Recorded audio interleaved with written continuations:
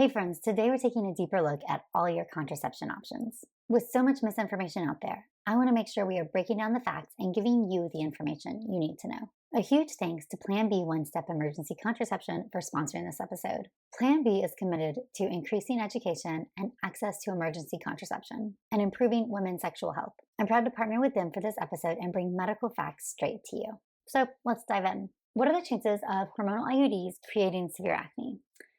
The hormonal IUDs are all progesterone-based. The constant daily progesterone makes all hormonal IUDs a very effective means of contraception, but it does sometimes have side effects. Common side effects from any progesterone-only continuous method include hair loss, acne, and weight gain. But in a large study of 2,147 women, the increase in acne with a hormonal IUD was significant as compared to those who used oral contraceptive pills or the vaginal ring. So something to be aware of. All right, number 2, it's going around that it's bad to take EC, emergency contraception, for more than one time a year. Is this true? I get asked this question all the time, and I don't know why this misinformation is spreading. The answer is no. There is not a limit to how many times you can take emergency contraception like the Plan B one-step pill. Plan B is there to decrease your risk of pregnancy when you need it. Side note, if you're needing emergency contraception multiple times per year, then it may be worth talking to your healthcare provider about a regular birth control method that works for you. Plan B is a single dose of progesterone in a one-time pill that works by preventing ovulation. You can take it at any time of your cycle when you have unprotected sex to decrease your chance of pregnancy. Plan B must be taken within 72 hours of unprotected sex or birth control failure, and the sooner it's taken, the better it works. Although multiple uses may cause irregular bleeding due to the progesterone exposure, this is not harmful. It won't impact your future fertility or make further Plan B use less effective. You can buy Plan B right off the shelf in any state without a prescription, ID, or age requirement, and at most major retailers in the US. And remember to always read the label. Also, could you make a video explaining how the morning after pill works? I hear so many people trying to claim it's an abortion. Eye roll emoji. Honestly, I get asked about emergency contraception all the time, and so I think it is super important, and you deserve to know your options on how to prevent a pregnancy the most. Plan B will not work if you are pregnant. So for everybody who's asking me, can I take Plan B after I'm pregnant? No. Plan B will not work after you're pregnant. It is not an abortion pill. It is a form of emergency contraception, meaning it helps to prevent a pregnancy before it starts. Plan B is a single dose of levonorgestrel. It works by temporarily preventing or delaying ovulation. Plan B does not prevent implantation of an already fertilized egg. However, there are abortion pills that exist. These are called misoprostol and mifepristone, and they work by ending a very early pregnancy. They are only available by a prescription and under the care of a doctor. These medications work differently from each other and differently than Plan B, which again does not impact an existing pregnancy. The most effective non-permanent contraception, intrauterine devices, are by far the most effective non-permanent contraception, hands down.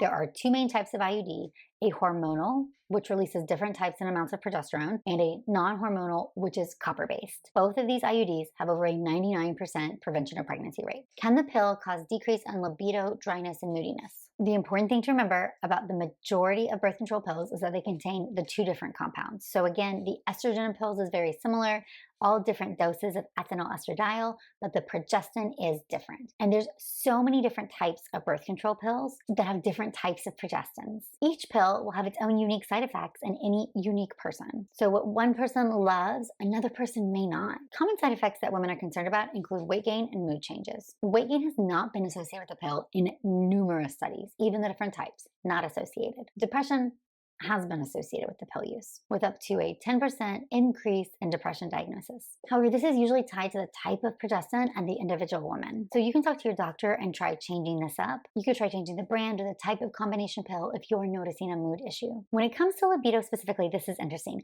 So a review of 36 different studies conducted between 1978 and 2011. Took all the studies together and analyzed the results to have more power, more numbers. Showed that only 15% of women who were on the pill had lower libido. Interestingly, 22% who were on the pill had no change, and 62% actually had an increase in their sex drive after going on the pill. Maybe that protection is liberating. Should we take breaks from the pill?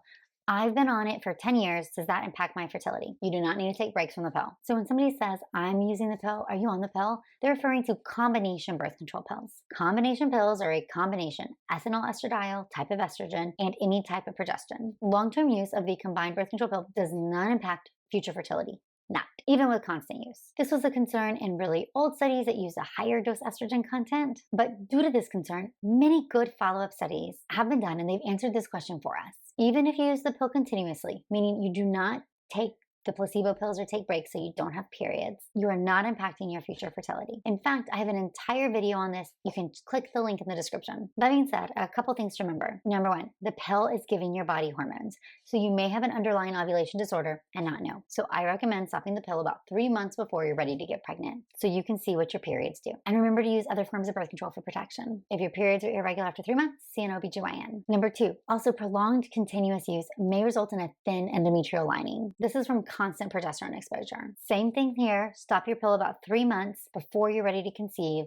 And if you don't have a period come back, go see an OBGYN. Does the pill mask symptoms of perimenopause or menopause? Thanks for everything you share. Thank you for listening or watching. Okay, because the birth control pills contain a version of the hormone estrogen, it prevents the brain from sending out FSH, which is follicle stimulating hormone. Therefore, you don't ovulate and you don't get pregnant, so that's how the pill works. The progesterone in the pill protects the lining of the endometrium. It also allows you to get a period at a defined interval by stopping the pill. So when you go into those placebo pills or you stop taking it, you get a period. Since the brain is not sending out any FSH, you don't really know what's going on. So yes, when you take a birth control pill, you're giving your body hormones, which can mask symptoms. When you stop the pill, the truth will be revealed. I've had a patient who was young, only 26, stopped the birth control pill to try to get pregnant, and her periods never came back. And she was in premature menopause. There are a variety of reasons why your periods may not return. However, this is not the norm with the combined birth control pill. The take-home message is that your period should return immediately among stopping the birth control pill. If it does not return or it's still irregular after 3 months of stopping the pill, you should go see a doctor. Can an IUD lead to infertility if complications arise? Well, this is a good one. Any procedure where you insert an instrument into the uterus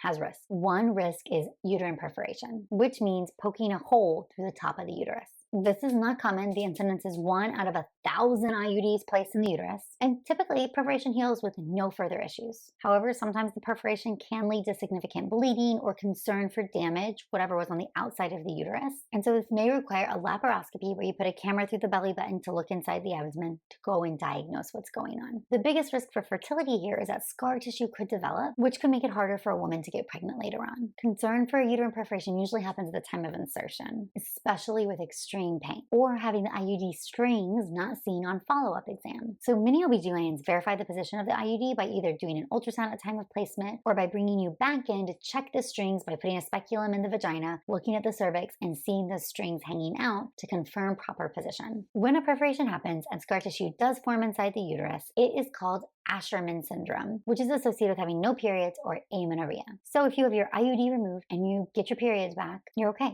But if your IUD is removed and you do not get your periods back, please see your OBGYN or fertility specialist. If there is scar tissue, we can then talk you through and proceed with surgical removal and treatment as indicated. Okay, so these were some of your top questions about contraception. Again, I want to thank Plan B One Step Emergency Contraception for sponsoring this episode and for being a huge supporter of women. No